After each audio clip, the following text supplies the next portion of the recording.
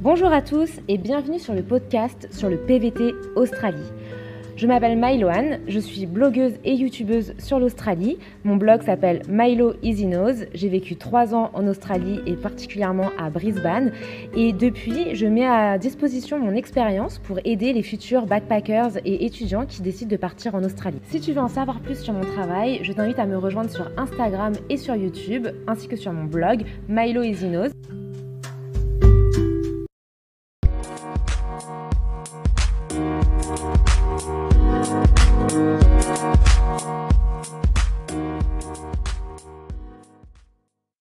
Bonjour à tous et bienvenue sur le podcast dédié aux PVTistes francophones en Australie. Moi c'est Milo, mon job c'est d'aider les PVTistes français et belges d'ailleurs à partir en Australie, à préparer leur voyage et à vivre sereinement leur expérience en Australie. Et ce podcast il est dédié aux témoignages d'autres PVTistes qui ont pu avoir des expériences différentes des miennes. Et aujourd'hui je suis très contente parce qu'on accueille Sophie qui a été au pair en Australie.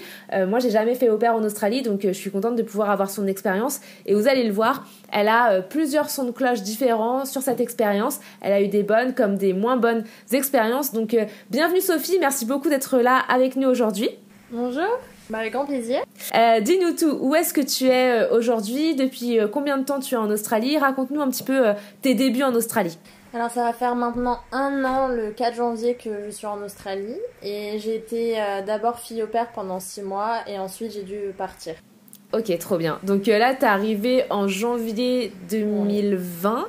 Donc tu t'es tapé les feux de forêt, tu t'es tapé le Covid. Ça va, tu survis? Exactement, je suis tout pris, mais oui, c'est parfait. Ça va.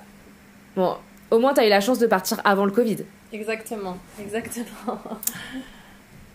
Ok, super. Alors, est-ce que tu peux nous raconter un peu pourquoi t'es venue en Australie ? Alors, je suis venue en Australie parce qu'en France, ça allait pas vraiment. Niveau études, tout ça, j'étais un peu perdue. Donc, j'ai décidé de partir à l'autre bout du monde. Et je voulais pas partir n'importe où, sachant que je savais pas du tout parler anglais. Et du coup, je me suis dit que je voulais partir en Australie depuis très longtemps. Donc, je me suis dit que c'est l'occasion. Et je voulais pas arriver dans le pays comme certains font, en n'ayant rien, en sachant rien du tout, sachant que je suis partie, j'avais 19 ans. Et du coup, j'ai décidé d'être fille au pair pour ensuite apprendre l'anglais et pouvoir après partir en tant que backpackeuse pour visiter toute l'Australie, toute seule. Et du coup, j'ai décidé de faire fille au pair et pour moi, c'est la meilleure chose si on arrive en n'ayant rien du tout derrière soi, qu'on sache pas parler anglais et tout ça. Pour moi, c'est le meilleur de venir en Australie et de faire fille au pair pour débuter. Ok, donc t'es venue seule ? Oui, je suis venue toute seule. Ok, et donc alors, comment t'as trouvé ta première position, ton premier boulot d'au pair ? T'as cherché de France ou t'as cherché en Australie ? Non, j'ai cherché de France, j'ai été sur le site Opperworld. Donc c'est vraiment un super site, tu peux choisir entre guillemets où tu veux aller, c'est pas simplement que pour Australie, tu peux choisir où tu veux aller, où en Australie, l'âge des enfants, combien d'enfants tu veux, si tu veux des enfants handicapés, si tu veux des parents, si tu veux juste un parent, si tu veux... Enfin, il y a plein de questions et du coup, moi ça m'a permis de vraiment avoir la famille que je voulais absolument quoi. Donc la tranche d'âge des enfants, tout ça. Alors justement, c'était quoi comme type de famille que t'as eu ? Moi, je voulais vraiment une famille, donc le papa, la maman. Je voulais 2 enfants et je voulais entre 0 et 5 ans parce que je me suis dit qu'après, pour moi, c'était pas possible parce qu'ils allaient pas s'attacher autant que des enfants qu'ils ont entre moins de 5 ans. Mais après, c'est mon avis. Et j'ai trouvé du coup une famille. Et voilà, je suis tombée sur 2 petits garçons de 1 an et 5 ans. Ok, et c'était où en Australie ? C'était là où il y a eu les bushfires. C'était sympa. Dans le National Park. Dans le Royal National Park. Ok, d'accord, donc à Sydney, vers Sydney. Oui, vers Sydney. Ok, très bien. Ok, et donc comment s'est passé le recrutement ? Tout s'est très bien passé. C'est une famille qui a eu beaucoup de demandes, puisque sur le site, on peut voir combien de demandes la famille a eu, tout ça. Et il y avait plus de 200 demandes sur la famille et c'est vraiment celle que sur laquelle j'avais eu un coup de cœur. Et j'avais pas une nouvelle et ils ont accepté. Donc ensuite on fait des vidéos, tout ça avec ma famille via France. Et tout s'est très bien passé. Donc je suis arrivée en Australie le 4 janvier.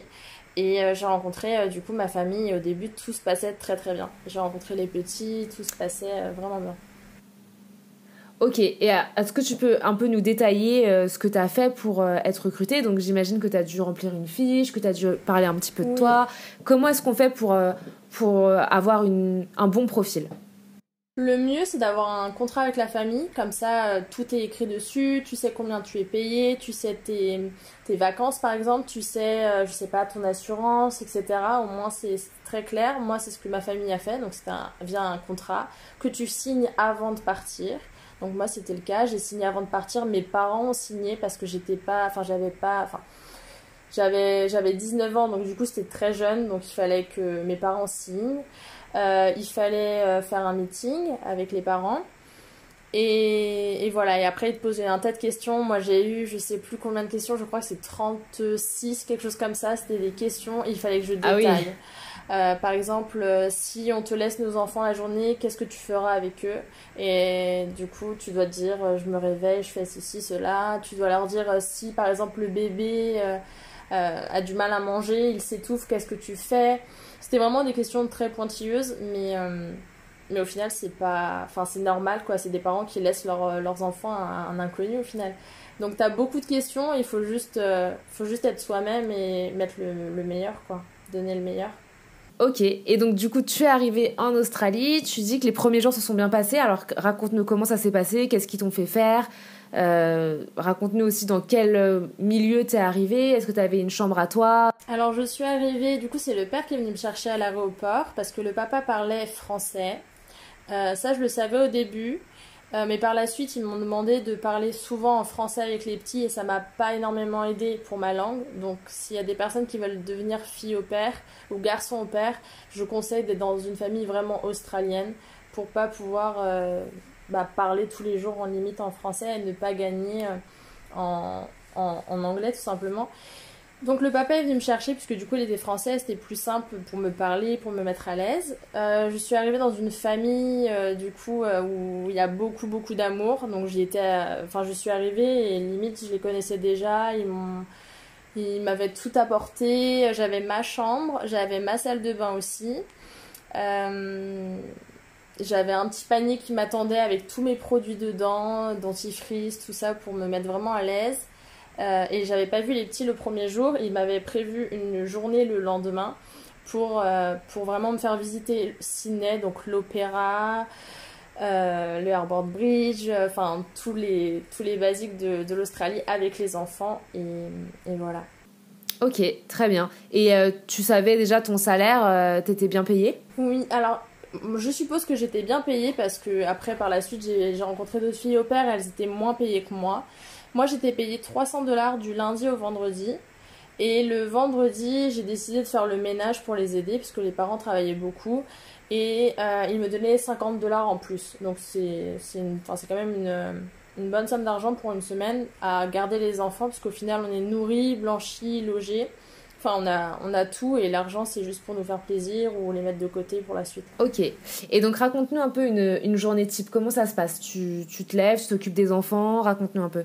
Alors moi je me levais, du coup j'avais un enfant d'1 an et un autre de 5 ans, donc évidemment ils se lèvent pas forcément à la même heure. Le matin, les Australiens se lèvent très très tôt, Ouais. 5 heures, donc moi je commençais mes journées à 7 heures et parfois je me levais à 6 heures parce que j'entendais les enfants pleurer et les parents du coup ils devaient partir au travail, ou des fois les parents allaient courir avant d'aller au travail. Et du coup, c'est très australien. C'est clair. Et du coup, je gardais les enfants, donc des fois à 6 heures, des fois à 7 heures. Et voilà, on leur donne le petit-déj. Ensuite, on organise la journée. Moi, c'est ce que je faisais, c'est je leur disais la veille ce qu'on allait faire le lendemain pour vraiment que les enfants ils réfléchissent et ils se disent « Ah, le lendemain, on a ça. » Et du coup, ils y réfléchissent toute la nuit, ils sont contents. Et du coup, voilà, le lendemain, tu leur fais le petit déjeuner. Ensuite, on fait tout le temps une balade parce qu'ici en Australie, ils font beaucoup de sport. Les enfants sont très sportifs aussi, donc on allait souvent au sport et parfois on allait à la piscine parce que les enfants australiens sont obligés de passer par la case de faire de la natation dès qu'ils sont petits. Et c'est obligatoire, je savais pas. Et du coup, C'est obligatoire? donc j'avais Harvey et Logan. Oui, j'ai appris ça il y a à peine une semaine. Tous les enfants en Australie sont obligés de passer par l'étape natation. Ok, je savais pas non plus. Ouais, moi non plus. Et du coup, ça m'étonne pas parce que moi, les enfants que j'ai gardés, ils faisaient de la natation. Et les autres filles au père, elles me disaient aussi que les garçons, les petits qu'elles gardaient, ils faisaient de la natation aussi. Donc du coup voilà, et donc voilà, Harvey il allait faire de la natation, donc parfois je l'emmenais le matin, et sinon avec Logan, bah, c'est un bébé, donc il faut en prendre très soin, il faut tout le temps être avec lui, ça demande beaucoup de temps, beaucoup d'amour, beaucoup de patience aussi, mais en soi c'est quand même des belles journées, ça t'apporte énormément d'amour, les enfants, surtout quand tu pars loin de ta famille. Donc voilà, t'essayes de les occuper, ça passe très vite, le temps passe très vite, tu joues avec eux, tu vas au parc, tu vas au zoo, t'en profites aussi, c'était quand même un côté positif d'être père, c'est que on pouvait visiter tout en étant au travail, parce que moi j'allais par exemple à l'opéra, faire le tour de l'opéra, et j'avais les 2 enfants avec moi. Parfois j'allais dans des endroits, dans des parcs, dans des zoos, voir des kangourous, des koalas avec les petits. Au final, bah, ça leur fait plaisir, et moi c'est magnifique. Toi aussi en fait, trop trop bien. Voilà. C'est vrai. Ok, bah ça a l'air d'être plutôt pas mal finalement comme journée type. Non, c'est vraiment bien. C'est juste, parfois, les enfants sont pas si faciles que ça, mais voilà. Bah alors justement, raconte-nous quand... Ouais, vas-y, raconte-nous justement quand ça se passe pas très bien avec les enfants, comment tu gères. Donc moi dans mon contrat c'était marqué qu'il n'y avait pas le droit de lever la voix, de la violence aussi, ce qui est tout à fait normal. La punition il y avait droit, mais c'était privé d'un livre sur les 3 ou des choses comme ça. C'était vraiment des punitions à l'australienne, on va dire, c'est des punitions gentilles. C'était pas t'es privé de dessert ou quoi, c'est vraiment t'es privé d'un livre sur les 3 que tu dois lire le soir, ou tu restes 5 minutes dans un coin, des trucs comme ça. Moi j'ai jamais puni, je crois, les 2 enfants. Les 2 garçons, je les ai jamais punis. Maintenant, il y en avait un des 2 qui avait un problème, c'est qu'il sentait pas la douleur. Et du coup, pour aller aux toilettes, tout ça, plusieurs fois, il m'a fait des accidents, comme il disait. Et du coup, c'était vraiment dur. Et ça, c'était pas marqué sur mon contrat, par exemple. Donc, c'est dur mentalement parce que quand t'as un enfant, entre guillemets, handicapé, c'est plus une dure charge. Enfin, c'est un poids sur les épaules et il faut faire très attention et donc voilà, mais c'était vraiment des belles journées et voilà. Ok, bah très bien. Et est-ce qu'avec cette famille t'as vécu des choses un peu difficiles ou tout s'est très bien passé du début à la fin? Tout s'est très bien passé. Maintenant j'avais un contrat d'1 an avec eux et malheureusement je suis restée que 6 mois parce que ça a très mal fini. C'était une histoire qui s'est terminée du jour au jour. Mais j'ai vécu des bons moments avec eux, ils ont toujours été là pour moi. Ils parlent encore avec ma famille, ils ont eu un lien très fort entre eux. Ils essayaient toujours de me faire passer comme leur fille, donc j'étais toujours avec eux. Si j'avais un problème, ils étaient avec moi. Si je voulais aller chez le docteur, tout ça, ils étaient toujours avec moi. Ils étaient vraiment, c'est des personnes, ils te font rentrer dans leur famille. T'es leur fille, t'es leur famille, et ils ont confiance en toi. Et c'est ça que j'ai aimé en tant que fille au père, c'est que je me suis pas sentie un membre extérieur ou juste une nourrice. Je me suis sentie vraiment quelqu'un qui est dans la famille et qui a une famille australienne au final. C'est intéressant parce que moi j'ai souvent des retours d'expérience justement où les familles australiennes ils te prennent plus comme une aide en fait extérieure plus que comme quelqu'un qui va vraiment faire partie de ta famille, faire partie de leur famille. Est-ce que tu penses que ton expérience c'est un cas un peu particulier ou que c'est assez généralisé finalement? Au début, ma famille me portait vraiment comme leur fille, ils me le disaient, ils étaient toujours près de moi quand j'avais des coups un peu durs parce que ma famille est loin de moi et du coup elle me manque, donc parfois j'ai envie de pleurer, parfois je me sens pas bien, ma famille était toujours là avec moi, venait toujours près de moi, me consolait, vraiment j'étais pas une nounou. On allait au restaurant ensemble, je mangeais avec eux, on allait au restaurant, on faisait des sorties. Même le week-end, ils me disaient, si tu veux, Sophie, tu peux venir avec nous. Je devais aller à l'île Fidji avec eux aussi. Ils m'ont vraiment... Enfin, je faisais partie de leur famille. Et au final, à la fin, j'ai eu quelque chose qui a vraiment mal tourné et qui a fait que je me suis rendu compte que ouais, j'étais peut-être qu'une simple nanny pour eux et que c'était juste du blabla entre guillemets qu'ils m'avaient fait juste avant. Bah ça c'est un peu... C'est vrai que si on devait trouver un petit défaut aux Australiens, souvent c'est quand même... Enfin moi je sais que je l'ai vachement ressenti, il y a beaucoup de Français qui le disent aussi, c'est que c'est un peu surjoué parfois. Les Australiens ils ont une grosse façade et derrière c'est difficile de percer pour devenir un vrai intime de personnes australiennes quoi. Mais du coup tu nous gardes sur notre faim. Qu'est-ce qui s'est passé? Pourquoi ça s'est mal passé? Alors sur mon contrat c'était marqué, du coup dans mon contrat je voulais absolument une assurance au cas où il m'arrive quelque chose avec les enfants ou quoi que ce soit, sachant qu'il m'avait offert une voiture, je voulais absolument une assurance. Donc il m'avait pris une assurance, il m'avait dit que l'assurance coûtait je sais plus combien, mais que s'il m'arrivait quoi que ce soit c'était $800. Quoi que ce soit, un gros accident, un petit accident, quoi que ce soit c'était $800. Et j'ai malheureusement a eu un énorme accident sur le Airport Bridge en mai et j'avais pas les enfants, j'avais juste pris la voiture pour faire un tour parce qu'il m'accordait aussi la voiture dans mon temps libre et du coup j'ai pris la voiture, j'ai eu cet accident, donc c'était quand même un énorme accident sur le Airport Bridge et ma famille m'a dit tu n'as pas à t'inquiéter, c'est $800, on te l'a mis sur le contrat, t'as pas à t'en faire quoi que ce soit. Et je passe les détails, mais par la suite ça m'a coûté $3000. Ma famille m'a dit t'inquiète pas Sophie, on va t'aider, sachant que $3000 en fait, sachant que je suis fille au père, je gagne que $300 par semaine, bah il faut mettre beaucoup d'argent de côté pour les avoir. Moi j'ai mis énormément d'argent de côté parce que je voulais partir en road trip un mois après. Donc les 3000 je les avais sur mon compte, mais j'avais que ça, j'avais vraiment les 3000 piles sur mon compte pour pouvoir partir faire le road trip. Et au final ma famille me dit Sophie, il faut que on peut pas diviser la note et envoyer chacun de son côté l'argent, il faut juste envoyer sur un compte. Je sais pas si ça met un sens. Ouais. Et du coup j'ai envoyé sur mon compte et ma famille ne m'a jamais rendu l'argent, sachant que sur le contrat c'était marqué que $800.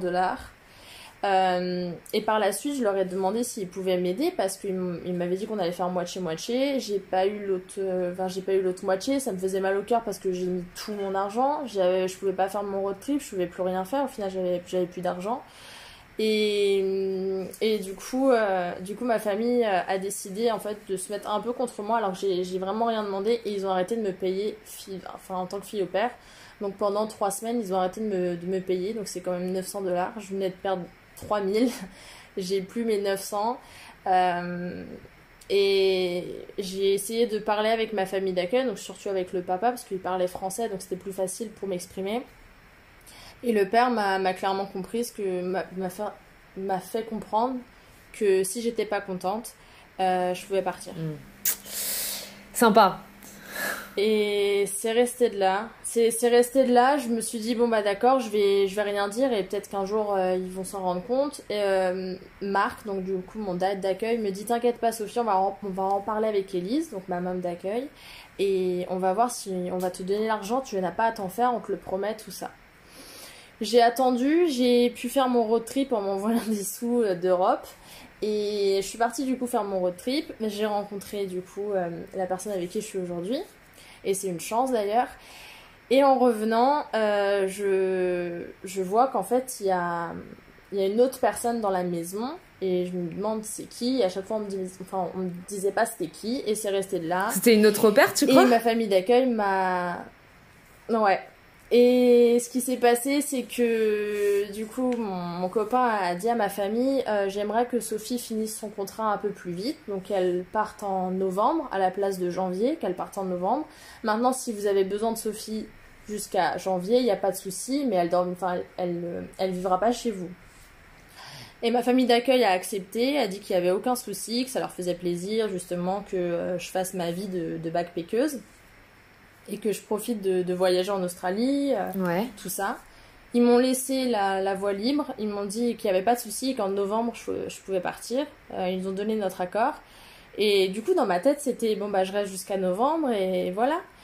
Et je m'en souviendrai toujours. Le lendemain, je mets Logan, donc le petit d'1 an, à la sieste. Et je me dis, je suis toujours pas payée, je voudrais quand même leur parler de ça. Je parle à Marc, je lui dis, Marc, je suis désolée, je voudrais quand même t'en reparler. J'ai pas été payée des 2 semaines de fille au père. J'ai complètement oublié l'accident parce que je me suis dit, c'est pas grave, je vais jamais aller revoir les sous, c'est sûr. Et du coup, je leur dis, par contre, j'ai pas été payée de mes 2 semaines. Et je voulais savoir s'il y avait un problème ou pas. Et en tant que bon australien, il m'a dit ah mais non, on t'a payé, machin. Et ils avaient accès à tous mes comptes parce que c'est eux qui ont ouvert mes comptes bancaires. Donc j'avais pas du tout accès à mes comptes. J'avais rien du tout. Je leur faisais vraiment confiance, vraiment entièrement confiance. Et du coup, je me suis retrouvée avec zéro. Et au moment où Logan se réveille de sa sieste, le père il vient me voir dans la chambre et il me dit Sophie, tu peux faire tes valises si tu veux et tu peux partir. Sympa. Et j'ai pas vu Élise. Harvey, le petit, il arrive et me dit ah Sophie, tu rentres en France, tout ça. Et je comprenais pas ce qui se passait. Moi, on s'est pas disputé, rien du tout. Les Australiens, ils sont comme ça, ils disent des choses en douce, mais c'est clair et net. C'est très simple. Et Marc, il me dit si tu veux, tu peux partir. Mais j'ai très bien compris qu'en fait, c'était tu dois partir. Et sur le coup, je me suis dit, bah, j'ai rien, j'ai pas de maison. Ils savaient pas forcément, enfin, ils savaient parce que c'est Mickaël, mon copain, qui leur en a parlé, que je devais partir un peu plus tôt. Mais imaginons si j'avais pas eu mon copain, je me serais retrouvée dehors avec ma valise. Je savais pas où aller. Donc, mon copain, il a dit, bah, c'est simple, on va chercher un truc à la dernière minute et un hébergement, et puis on va se loger, quoi. Et c'est exactement ce qui s'est passé. Et je suis partie le jour au jour. Je suis pas partie. On m'a pas dit Sophie tu pars demain ou quoi, c'est tu pars aujourd'hui. J'ai pas vu la maman avant de partir, ça fait maintenant 6 mois. Les enfants pensent que je suis en France parce que les parents ont pas voulu leur dire que je suis en Australie, donc je peux plus revoir les enfants. Et ça fait vraiment mal au cœur parce que quand tu sais que ça fait 6 mois que t'as passé avec des enfants, que tu les vois grandir, parce que moi le petit d'1 an je l'ai vu, j'ai vu ses premiers mots, j'ai vu ses premiers pas, j'ai vu c'est tout, c'est un bébé, donc c'est incroyable comment tu t'y attaches. Et voilà, tu t'attaches vite à des enfants, surtout à des enfants qui t'apportent autant d'amour, et du jour au jour, ben tu fais ta valise, tu sais pas où tu vas, tu sais pas vraiment où tu... Enfin, tu sais rien, quoi. Moi, dans ma tête, c'était, je vais juste dormir et je sais pas où je vais. C'est l'ingratitude à l'état pur, quoi. C'est vraiment... C'est exactement ça. Horrible. Et j'ai pas eu de nouvelles. Et j'ai su le lendemain qu'il y avait une nouvelle nounou dans leur maison. Donc, ils avaient déjà prévu depuis longtemps. Qu'il y avait une nouvelle nounou chez eux. Et ils ont déménagé il y a pas si longtemps que ça dans une magnifique villa. Donc, ils ont énormément d'argent. Et voilà. Et ils ont osé dire à mes parents. Bah ouais, parce que t'as perdu beaucoup d'argent dans cette histoire, en fait. Ouais, j'ai perdu beaucoup. Et aussi, pendant que t'es fille au père, au final, ils te donnent énormément d'amour que... quand ils te disent, est-ce que tu peux aller faire les courses? Par exemple, moi, je faisais les courses et je leur donnais pas le ticket de caisse. Ou quand t'es avec les enfants, ils veulent une glace. Bon, d'accord, tu payes la glace, un manège, des choses comme ça. Et au final, tu te sens un peu mal à l'aise de demander aux parents les sous. Et du coup, ça te fait perdre beaucoup d'argent. Maintenant, je connais d'autres filles au père qui, elles, avaient un budget chaque semaine en plus de leur salaire pour les enfants. Et ça, je trouve ça bien aussi. Bah ouais, c'est clair. Et aujourd'hui, tu dis qu'ils sont toujours en contact avec tes parents. Tes parents, ils ont pas voulu prendre ta défense ou quoi? Alors si, mes parents ont pris ma défense, ont parlé à Élise et Marc, du coup, leur ont demandé des nouvelles, enfin ils leur ont demandé qu'est-ce qui s'était passé, pourquoi ils m'ont fait partir de la maison comme ça, tout ça. Et Élise ne répondait pas au message. Mes parents sont pas du genre rancunier, moi non plus. J'ai essayé de leur envoyer un message pour juste leur demander si je pouvais voir les garçons, tout ça. Ils m'ont dit Sophie, non, on a dit que t'étais partie en France, c'est impossible, on peut pas faire ça à nos enfants. Donc c'est vraiment difficile, c'est vraiment difficile. Et du coup voilà, mes parents ils sont pas rancuniers, moi non plus. Je leur ai souhaité bonne année, je leur ai dit joyeux anniversaire, j'aime leurs photos, j'aime les photos des enfants quand elles en mettent. Ah ouais, t'es pas rancunière effectivement. Non, je suis pas rancunière parce que j'ai un bon cœur. Maintenant, bah, c'est ce qui m'a emmené en Australie au final. C'est d'être trop gentil et voilà, j'apprends pas forcément de mes erreurs. Mais cette famille m'a apporté énormément quand même. Et fille au père, je regretterai jamais d'avoir fait ça. Faut juste tomber sur la bonne famille et faire les choses correctement. Ok, donc cette expérience, cette première expérience a bien commencé et finalement elle s'est moyen terminée. Est-ce que après ça, finalement, t'as décidé de trouver une autre famille ou t'as décidé de trouver un autre job ou... Non, parce que je m'étais vraiment attachée, comme je disais, aux enfants et je me voyais pas sauter à une autre famille comme ça. Donc dès que je suis partie, mon copain m'a dit Sophie, tu sais quoi, j'ai un job pour toi. Et le lendemain, j'étais déjà dans un travail, quoi. Ok. La veille, j'étais avec des enfants, le lendemain, j'étais déjà dans un travail. Et du coup, t'as préféré quoi? T'as préféré être au pair ou travailler là dans le job que tu fais? Tu fais quoi d'ailleurs? J'ai préféré travailler parce que ça t'apporte en maturité, enfin, du coup, moi, ça m'apportait énormément pour mon anglais. Parce que du coup, en étant au pair, je parlais beaucoup français. Et voilà, puis ça t'apporte énormément. Ça t'apporte, tu dois payer ton loyer. Moi, j'avais jamais payé un loyer. Ouais, c'est la vie d'adulte au final. Tu dois te débrouiller toute seule, t'as rien. C'est incroyable. Et c'est quoi le job que t'as fait? J'ai travaillé pour The Fox Studio. Je sais pas, j'ai travaillé pour les films Marvel. Ok. J'étais serveuse dans le catering. Ah, trop bien. Donc, ouais, j'ai vraiment bien commencé en Australie. Maintenant. Voilà, moi, on m'avait dit en Australie, tu pourras faire tout ce que tu veux sans études au final. Et bah ouais, je me suis retrouvée dans un entre guillemets, un film. C'était incroyable. Et voilà, j'ai eu cette chance et j'en suis très fière. Trop bien. Et donc, tu disais que finalement, en étant au pair, t'as pas tant amélioré ton anglais que ça? Avec les parents, j'ai énormément amélioré mon anglais. Maintenant, ils m'avaient demandé de parler français avec les enfants. Et sachant que le petit avait 1 an, donc au final il me parlait pas du tout. Donc au final tu peux le parler en français, il s'en fiche un peu.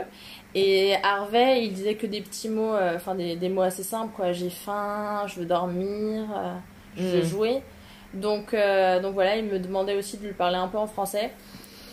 Donc au final, t'apprends que les bases. Maintenant, si tu veux vraiment apprendre l'anglais, c'est mieux d'avoir des enfants un peu plus âgés et ça peut te permettre d'approfondir ta langue au final.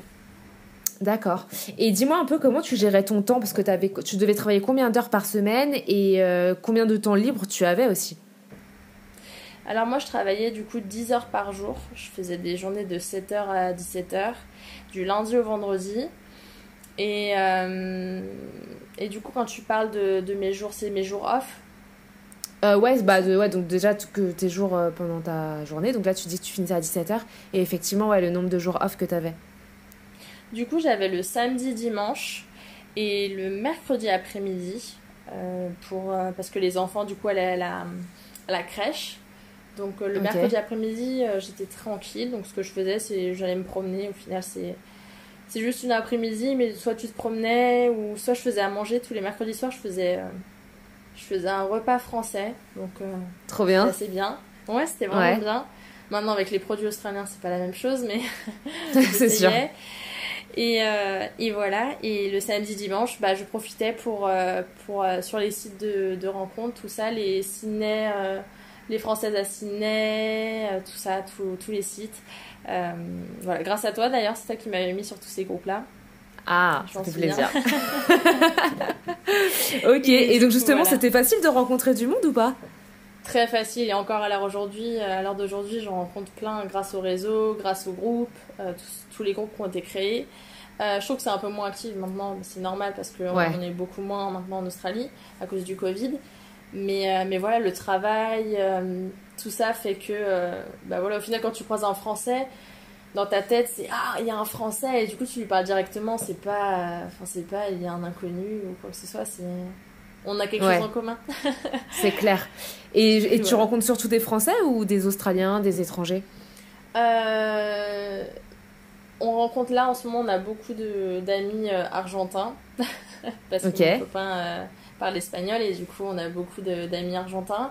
Maintenant, les Australiens, c'est vrai que c'est les Australiens. On a l'impression qu'ils veulent bien être avec toi pour boire des cafés, des trucs comme ça, mais de là à être amis ou de sortir ensemble, tout ça, c'est un peu plus compliqué. Je suis pas la seule à dire ça. C'est vraiment. On a fait tout un podcast à ce sujet, justement. C'est incroyable. Ouais. Mais non, c'est très facile pour rencontrer des gens. Il suffit juste de dire est-ce que vous voulez faire un apéro, tout ça sur la plage. Et beaucoup de gens sont actifs parce qu'ils veulent rencontrer du monde et sortir un peu la tête. Se vider la tête. Ok. Et si c'était à refaire, est-ce que tu ferais la même chose ou est-ce que tu le ferais pas? Est-ce que tu as des regrets dans cette expérience? Je ferais la même chose. Je ferais la même chose parce qu'au final ça m'a fait apprendre, ça m'a appris énormément de choses. Être fille au pair, c'est comme je lui disais, je peux pas arriver ici et juste avoir mon sac à dos et me dire bon ok, donc maintenant je vais aller dans des backpacks, tout ça. Je me voyais pas faire cette vie là où au final je vis avec 25 personnes dans la même chambre. Et enfin, je pouvais pas, j'avais que 19 ans, même pour mes parents, je voulais pas leur faire peur. Et je trouve que rentrer dans une famille, déjà, ils t'apportent de l'amour, ils te guident un peu dans tes choix, ils te disent où aller, ils te forment à après te laisser toute seule en Australie. Et moi, ça m'a énormément aidé. Au final, quand je suis partie, je savais quel train prendre, je savais où aller, j'avais mon téléphone, par exemple, des choses toutes bêtes comme ça, ouvrir un compte, avoir un téléphone, tout ça, au final tu repars à zéro et ça je pense pas que j'aurais su le faire si j'avais été toute seule. Donc, je pense que tu as totalement raison. Une expérience de au pair, ça marche bien pour les jeunes, pour qui c'est la première fois qu'ils partent à l'étranger, à l'autre bout du monde, tout seul. Donc, si tu as 18, 19 ans, 20 ans, que c'est ton premier PVT, etc., je pense effectivement que être au pair, c'est bien. Mais attention à pas avoir trop d'attentes parce que les gens ont vite le schéma que tu peux avoir aux États-Unis ou en Angleterre où tu es vraiment comme la fille de la famille, alors que là, c'est vrai que les Australiens, ils ont un modèle un peu plus différent, un peu plus... qui vont mettre un peu plus de distance entre toi et la famille, quoi. Donc, faut pas avoir trop d'attentes, je pense. Ok, et est-ce que tu aurais des conseils à donner pour les prochaines au pairs ou les prochains au pairs? Qui veulent devenir au pair, du coup? Ouais, qui voudraient venir en tant que au pair. Si vous voulez apprendre l'anglais, moi je vous conseille d'aller dans une famille où les enfants sont un peu plus âgés, où ils peuvent s'exprimer, peuvent vraiment parler avec vous de tout et de n'importe quoi. Je conseille aussi d'avoir un contrat. Je connais beaucoup de filles au pair qui n'ont pas de contrat, c'est juste par confiance et au final un contrat ça aide énormément. Moi j'avais un contrat avec les vacances, tout ça, donc je savais tout. Pour mes parents ils savaient tout aussi. Donc avoir un contrat c'est vraiment bien. Tomber sur une famille aussi tout bête, mais moi c'était un peu galère, qui soit dans le CBD, donc vraiment dans le centre de Sydney, parce que si on veut sortir le soir ou même visiter, ça évite de prendre énormément de temps. Et voilà, tomber vraiment moi j'étais tombée sur une famille avec les deux parents du coup pour vraiment être dans une famille et ressentir ce côté-là que j'ai en France au final. Ouais. Donc voilà, ouais, c'est ce que je conseille. Ok. Non, mais c'est intéressant cette histoire de contrat parce qu'effectivement sur Au Pair World tu peux avoir plein de choses. Tu peux avoir des familles en or avec qui ont des bonnes intentions et des gens qui sont là pour trouver de l'aide pas chère voire gratuite pour t'aider et certes à s'occuper des enfants mais aussi à faire le ménage, à faire le repassage, à faire les courses, etc. Ça. Donc il faut faire très attention. D'ailleurs, si jamais vous voulez être sûr de tomber sur une famille de confiance, moi je connais quelqu'un qui a monté son agence au pair, qui peut vous trouver des familles. Alors, si vous êtes en France, je crois que c'est un truc genre 30 € les frais d'agence, donc c'est que dalle quoi. Et si vous êtes en Australie, c'est gratuit. Donc si jamais vous voulez que je vous mette en contact avec elle, elle vous aide à faire votre profil au pair, elle vous aide à trouver une famille de confiance, etc. N'hésitez pas à me contacter, je mettrai le lien dans ma description pour me contacter. Et au moins, pour le prix, franchement, vous êtes sûr de tomber sur une famille de confiance quoi. Mais après, Au Pair World, c'est très bien aussi, il faut juste faire attention sur les gens sur qui vous tombez. Et est-ce que tu aurais une anecdote un peu particulière à nous raconter? Un truc un peu drôle, un truc qui sortirait de l'ordinaire? Une anecdote,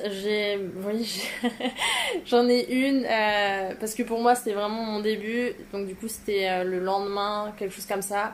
Pour leur faire plaisir, je leur avais fait du pain, donc ça se dit bread en anglais. Et je dis à Harvey, donc Harvey vient juste de se lever, je lui fais une tartine de pain avec du peanut butter, et je lui dis, est-ce que tu veux manger mon pain? Sauf qu'au lieu de dire est-ce que tu veux manger mon pain, je lui ai dit est-ce que tu veux manger ma cervelle, parce que c'est brain. Et le petit a commencé à pleurer, il a été voir ses parents, et impossible de l'arrêter, et je me suis dit qu'est-ce que j'ai dit comme bêtise, je venais juste d'arriver, il fallait que je fasse très attention à ce que je dis, il fallait que je leur montre beaucoup d'amour, et le petit a été, il m'a pas, enfin... Il était très bizarre traumatisé. Après avec moi, il avait peur. Je me suis dit, bah mince, je voulais pas dire ça du tout. Mais voilà. Après, des anecdotes, on en a toujours avec des enfants, c'est juste incroyable. Ouais. Ils sont, mais celle-là, elle est pas mal. Celle-là, elle est pas mal. Voilà. Ok, bah écoute, on va s'arrêter sur cette jolie anecdote. Bah écoute, merci beaucoup en tout cas, Sophie, pour ce petit témoignage. Ça te dérange si je donne ton Instagram, si jamais il y a des gens qui veulent te contacter pour avoir des... avec grand plaisir, ouais, je serais ravie. Super, bah c'est Sophie_Coutard. Je vous mettrai ça dans la description aussi. En tout cas, merci beaucoup. Je pense que ça va aider pas mal de gens qui veulent partir en tant qu'au pair à se projeter et à s'identifier à toi. C'est intéressant d'avoir des points positifs comme les points négatifs d'une telle expérience. Voilà. Donc là, pour toi, les prochaines semaines, les prochains mois, il se passe quoi? Tu vas rester en Australie ou tu rentres en France? Je devais rentrer en France du coup il y a quelques semaines, le 4 janvier, et au final avec le Covid, tout ça, je me suis dit que j'allais rester en Australie parce que ça m'a appris énormément et j'ai énormément évolué ici. En partant du coup de ma famille, j'ai beaucoup évolué. Et du coup, je décide de rester ici. Je viens d'appliquer sur un visa de 3 ans avec Manon qui travaille avec toi. Oui. Ah, trop bien. Oui, Manon, donc tu fais un student visa? Oui. Trop bien, tu vas étudier quoi alors? Travel and Tourism. Trop bien, ouais. Trop cool. Donc, je suis trop contente. En plus, elle connaît par cœur ce domaine-là, comme toi du coup. Et voilà. Et j'ai envoyé ma demande. Je suis en bridging, mais voilà, j'attends toujours. Ok, et bah écoute, on te souhaite vraiment de t'épanouir dans ces nouvelles études et puis on espère avoir de tes news très bientôt. Avec grand plaisir. Merci beaucoup Sophie et puis merci à vous d'avoir écouté ce podcast jusqu'à la fin. Si jamais vous voulez avoir des informations sur le PVT Australie ou sur la vie sur place ou comment se préparer pour partir en PVT, n'hésitez pas à me contacter. Vous avez mes contacts, mes détails de contact dans la description et n'hésitez pas à écouter les autres épisodes de podcast où vous avez d'autres témoignages d'autres PVTistes sur l'Australie. Encore une fois, merci beaucoup Sophie et puis on vous dit à très bientôt. Salut! Salut!